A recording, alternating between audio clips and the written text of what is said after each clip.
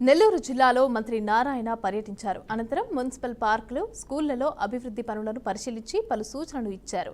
పనుల్లో అలసత్వం వహించవద్దని, నిర్దేశిత సమయంలో పనులు పూర్తి చేయాలని ఆదేశించారు. గత ప్రభుత్వ నిర్లక్ష్యంతో పార్కులు నిర్వీర్యమయ్యాయని ఆయన చెప్పారు. ప్రజావేదికను నిర్దాక్షిణ్యంగా కూల్చేశారని అన్నారు.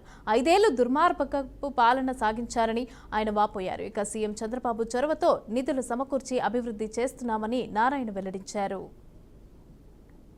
అందరికీ తెలుసు 2014-19లో ఈ రాష్ట్రంలో 110 మున్సిపాలిటీస్ అప్పుడు ఉంటే అన్నిట్లో గ్రీన్ కార్పొరేషన్ ద్వారా పార్కులను బ్రహ్మాండంగా డెవలప్ చేసాం. రోడ్లలో సెంటర్ డివైడర్ డెవలప్ చేసాం. అయితే గత 5 సంవత్సరాల్లో ఏదైతే పార్కుల్లో జిమ్ ఎక్విప్మెంట్ కానీ ప్లే ఎక్విప్మెంట్ ఇచ్చామో అవన్నీ నాశనం అయిపోయినాయి.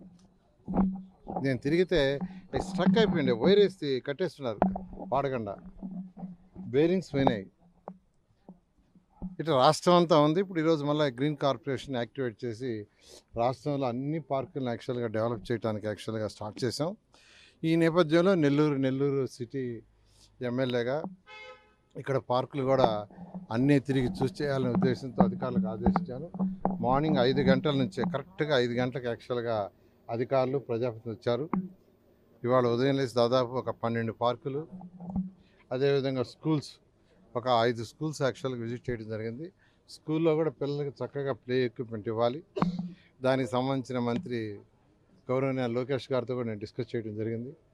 వారు కూడా చేయండి, డెవలప్ చేయండి బాగా అని చెప్పడం జరిగింది. ఈ నేపథ్యంలో ఈరోజు అధికారులందరికీ ఏదైతే పార్కులు తిరిగానో అవన్నీ చేయమన్నాను. ఈరోజు మనం ఇక్కడ 8వ డివిజన్లో ఉన్నాం. ఇది నాకు బాగా గుర్తుంది. ఎలక్షన్స్కి ముందు ఈ పైన కట్ట మీద తిరిగాను నేను ఓట్ల కోసం. తిరిగితే చిన్న పిల్లలు వచ్చారు 5 మంది, లేదా కట్ట మీద, అంటే దట్ ఈజ్ ఆక్యుపైడ్. సరే మనం ఏం చేయలేం, ఎంతో కాలం నుంచి వాళ్ళు 30 ఏళ్ళు 40 ఏళ్ళు 50 ఏళ్ళ నుంచి ఉన్నప్పుడు వాళ్ళని ఏమీ చేయలేం. పిల్లలు వచ్చి నదిరికి, సార్ మాకు పార్క్ కావాలన్నారు.